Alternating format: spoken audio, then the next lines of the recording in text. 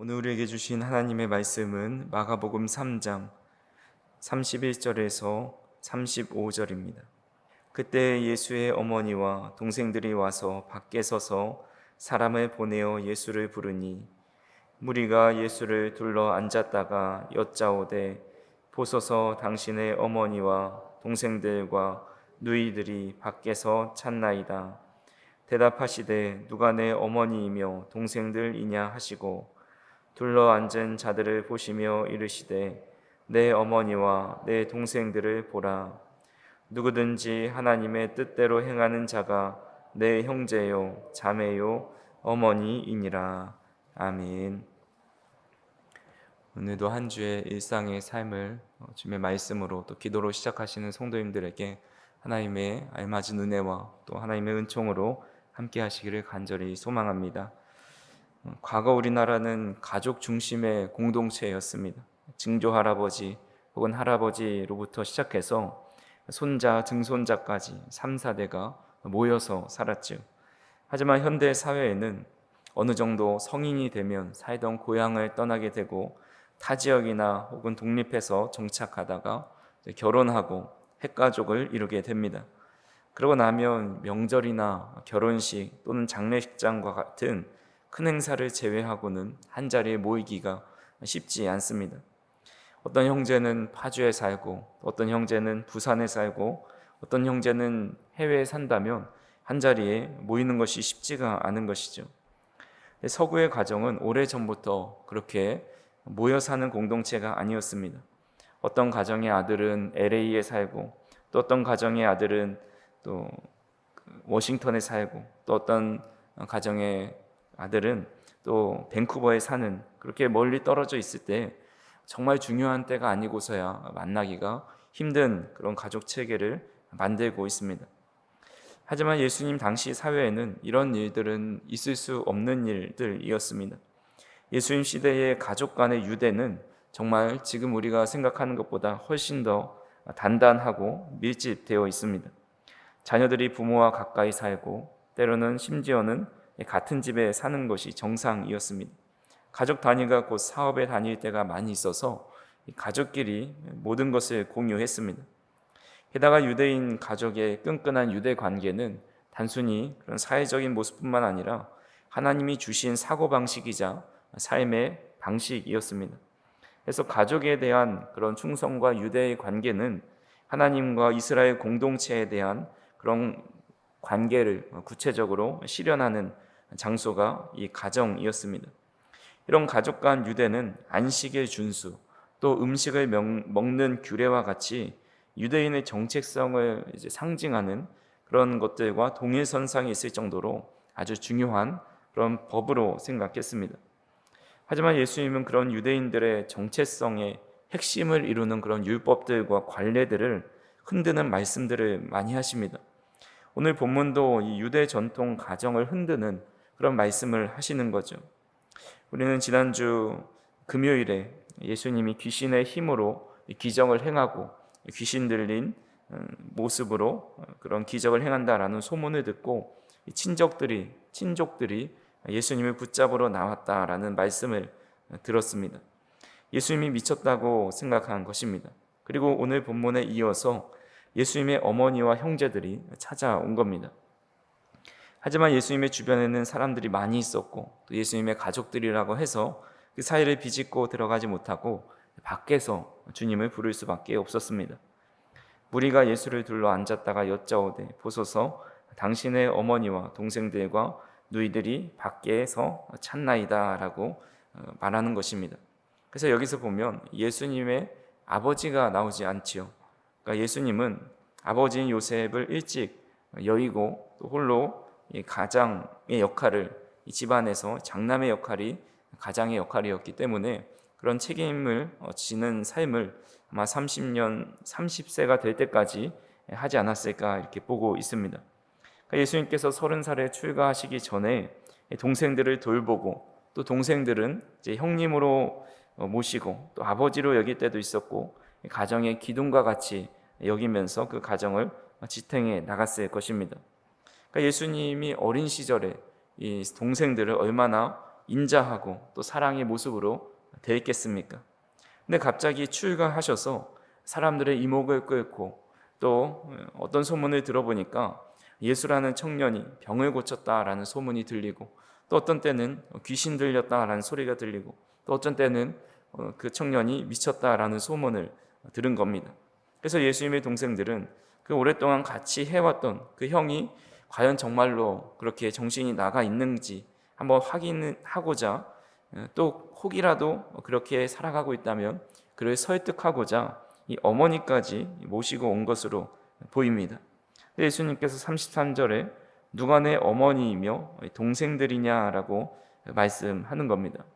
지금으로 생각을 해도 이 아들이 어머니나 이 동생들한테 누가 내 어머니며 동생들이냐 이렇게 말하는 것은 사실 상식적이지 않은 이야기입니다. 하물며 당시의 관습과 문화적인 배경을 통해서 이런 말씀을 하신다는 것은 과연 예수님께서 이 땅의 가족들을 혈육을 별로 가족으로 생각하지 않는 것이 아닌가 그런 생각이 들 정도로 사실 충격적인 말씀입니다.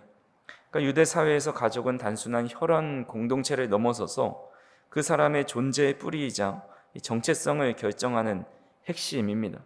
가족을 부인한다는 것, 가족과 거리를 둔다는 것은 사회적으로 반인륜적인 모습, 그런 폐륜적인 모습으로 여겨지기가 쉬운 겁니다. 그럼 왜 예수님께서는 이렇게 파격적인 말씀을 하신 것일까요? 어떤 사람은 예수님이 이제 출가하면서 공생의 사역, 하나님의 사역을 해야 하기 때문에 이 가족과의 연을 완전히 끊었다라고 말하기도 합니다. 그러니까 불교에서 우리가 출가한 사람들이 집안 식구들과 세속적인 관계를 끊는 경우도 있고 또 카톨릭의 수도사들도 그런 가족들과의 관계를 다 끊고 이제 수도원에 들어가서 자신의 성찰을 또 경건 생활을 매진하는 것과 같다라고 생각을 하는 겁니다. 그래서 예수님도 공생애를 사시면서 집안을 돌보지 못하셨지만 예수님은 믿음으로 사는 것을 세속을 떠나서 이 세속을 끊고 사는 것이라 말씀하지 않으셨습니다. 오히려 세속의 범주 안에 머물러서 그 세상의 빛이 되고 또 세상의 소금이라 말씀하셨기 때문에 가족과의 관계를 완전히 끊은 것이다라고 보기는 힘듭니다. 그리고 십자가상에서 자신의 어머니를 요한에게 맡기신 것을 보면 늘 가족을 생각하고 있었다라는 것을 보게 됩니다. 그렇다면 이 일을 통해서 우리가 생각해 볼 수 있는 것은 예수님께서 이렇게까지 말씀하신 것은 그 자리에 있는 제자들 또 많은 무리들에게 새로운 공동체의 한 모범을 교훈하고 알려준다라고 우리는 해석할 수 있는 것입니다. 예수님은 혈연 중심의 구약 족보 시대를 넘어서서 하나님의 뜻을 행하는 자들이야말로 하나님 안에서 참된 가족임을 선포하는 것입니다.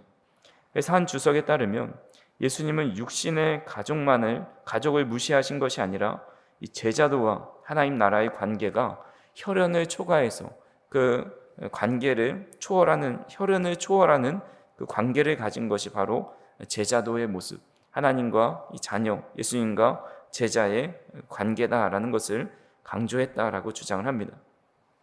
또한 고대 사회에서 이 가족은 경제적, 사회적 생존을 의미하는데 이 가족 밖으로 나간다는 것은 결국 이런 것들을 이제 포기하게 된다라는 겁니다.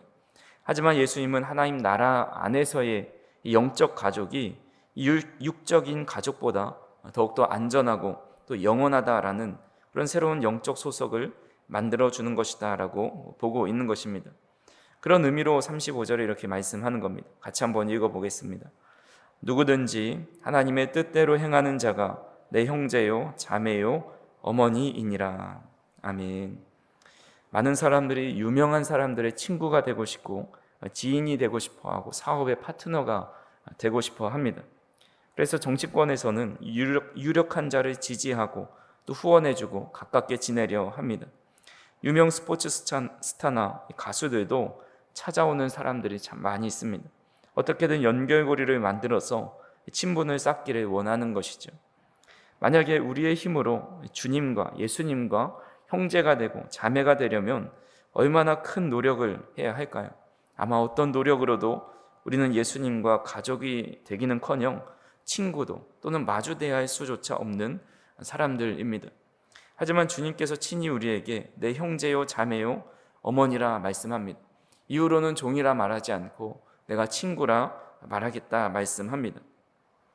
예수님을 믿음으로써 하나님의 자녀가 될 수 있는 은혜를 주셨다라는 겁니다. 이것보다 더 큰 은혜가 없고 이것보다 더 영광스러운 일이 없다라는 겁니다. 우리는 세상의 어떤 권력자나 유명인보다 더 위대하신 하나님의 자녀가 되었습니다. 이 사실을 가장 큰 자부심이자 은혜이자 우리가 영광으로 알고 받아들여야 한다라는 것입니다. 근데 여기서 전제가 하나 붙는 것이죠. 바로 하나님의 뜻대로 행해야 한다라는 겁니다. 사도 바울은 갈라디아서 1장 4절에 하나님 아버지의 뜻을 이렇게 말씀하고 있습니다. 그리스도께서 하나님 곧 우리 아버지의 뜻을 따라 이 악한 세대에서 우리를 건지시려고 우리 죄를 대속하기 위하여 자기 몸을 주셨으니 라고 말씀합니다. 예수님께서 이 땅에 오셔서 행하시는 일들의 원칙이 하나 있었는데 그것이 바로 아버지의 뜻을 따라 행하는 것이었습니다. 그 하나님 아버지의 뜻은 우리 죄를 대속하기 위해서 예수님을 십자가에 내어주신 것이다 라는 겁니다. 그래서 하나님의 뜻은 예수님을 통해서 우리 사람들을 죄로부터 구원해 주시고 하나님의 자녀 삼기 위함이다 라는 겁니다. 예수님께서 마태복음 18장에 잃어버린 양에 대한 비유를 하시면서 99마리의 양이 있는 100마리의 양 중에서 99마리가 그대로 있고 한 마리가 이제 떠나가서 잃어버렸으면 그 99마리를 두고 그 한 마리를 찾아간다라고 이제 말씀하시면서 이렇게 말씀하십니다. 마태복음 18장 14절에 이와 같이 이 작은 자 중에 하나라도 잃는 것은 하늘에 계신 너희 아버지의 뜻이 아니니라 라고 말씀합니다. 그러니까 양 한 마리도 잃어버리는 것이 아버지의 뜻이 아니다라는 말씀을 하는 겁니다. 그러니까 하나님의 뜻은 우리 중에 누구 한 사람이라도 잃어버리지 않고 목자 되신 주님이 만들어 놓은 울타리에 거하고 또 주님이 인도하시는 길을 따라 다니다가 하나님 나라에 이르는 것이 바로 하나님의 뜻이다라는 겁니다. 유명한 강해 설교자인 아더 핑크라는 목사님은 하나님의 뜻을 행한다는 것에 이렇게 말을 하고 있습니다. 하나님의 뜻을 행한다는 것이 무엇을 뜻하는 것일까? 분명히 그것은 그 뜻을 따라 온전하고 결함 없이 실천한 것이라는 뜻이 아니다. 왜냐하면 이 온전함에 조금도 부족함이 없는 것이 우리의 표준이기는 하지만 현세의 삶에서 그처럼 탁월한 경지에 도달한 그리스도인은 아무도 없기 때문이다. 그것은 나의 마음과 뜻을 그리스도의 주장에 굴복시켰다는 것을 의미하며 진실로 그가 나의 왕이 되시며 나의 생활을 주관하시기를 열망하는 것이다 라고 말하고 있습니다. 그러니까 하나님의 뜻을 행하는 것은 내가 무엇을 완벽하게 다 주님의 율법을 행하면서 살아가는 것이 아니라 그리스도의 마음에 합한 자가 되고 그 주님의 말씀에 스스로를 굴복시키면서 예수님을 나의 왕이요 나의 주인이 되신 나는 고백을 가지고 살아가는 것이 바로 하나님의 뜻을 행한다라는 것입니다. 그래서 이렇게 하나님 앞에 우리 자신을 굴복시키고 주님만을 그리스도로 모시고 주인으로 모시고 살아가는 것이 바로 예수님과 한 가족이 될 수 있는 방법이다라는 것입니다. 말씀을 정리합니다. 그래서 오늘 본문에서는 예수님은 혈연 공동체보다 더 크고 영원한 가족을 말씀하십니다. 그 가족은 하나님의 뜻대로 행하는 자들이고 예수님을 주와 그리스도로 믿고 그분의 다스림에 자신을 굴복한 사람들이다라는 겁니다. 우리는 노력과 공로가 아니라 오직 예수 그리스도의 십자가의 사랑을 믿음으로써 하나님의 자녀가 되었고 주님의 형제와 자매가 되었는데 그것에 감사하면서 우리가 늘 주님의 뜻에 따라서 살아가는 삶을 살아가야 한다라는 겁니다. 그래서 우리가 한 주 동안 또 오늘을 살아갈 때에 나는 예수님께서 친히 나를 형제요 자매라 불러주신 그런 아주 존귀한 사람이고 주님과 한 공동체를 이루고 있는 영적인 가족을 이루고 있는 사람이다라는 그런 자부심을 가지고 또 그에 걸맞는 삶을 살아갈 수 있는 저 우리 성도님들이 되기를 간절히 소망합니다. 기도하시겠습니다. 사랑과 은혜가 풍성하신 하나님 아버지, 오늘도 말씀을 통해서 예수님의 참된 가족이 될 수 있는 은혜를 다시 한번 깨닫게 하여 주시니 감사를 드립니다. 우리의 혈연과 세상의 모든 관계를 초월해서 하나님의 뜻대로 행하는 자가 주님의 형제요 자매요 어머니라 말씀하신 그 주님의 음성을 오늘도 우리 마음판에 새기며 살아갈 수 있도록 인도하여 주시옵소서. 무엇보다 우리가 주님의 자녀가 되고 예수님과 형제요 자매가 될 수 있었던 것이 우리의 힘과 공로가 아니라 오직 예수 그리스도의 십자가의 은혜로 하나님의 자녀가 되었음을 믿고 그 은혜를 의지하여서 오늘도 주님의 다스림에 순종하며 또 주님의 말씀을 따라 살아갈 수 있는 우리 모두가 될 수 있도록 인도하여 주옵소서. 무엇보다 영원히 끊어지지 않는 하나님의 가족 공동체 안에 살아갈 수 있도록 인도하여 주시고 우리 온 성도가 그런 영적인 연결을 가지고 서로를 돌보고 사랑할 수 있는 귀한 공동체 될 수 있도록 인도하여 주옵소서. 오늘도 기도하는 이 시간을 통해서 주님을 마음판 깊이 새기고 또 주님의 은혜를 깊이 깨닫게 하여 주셔서 우리가 하나님의 자녀라는 그 자부심을 가지고 오늘 하루도 살아갈 수 있도록 인도하여 주시고 그 확신을 이 기도를 통하여서 우리가 얻을 수 있도록 인도하여 주옵소서. 오늘도 일상의 삶을 살아가는 우리 성도님들의 삶을 지켜주시고 하나님의 자녀다운 삶을 살아가는 데 부족함이 없도록 하나님께서 함께하여 주옵소서. 예수님의 이름으로 기도하옵나이다. 아멘.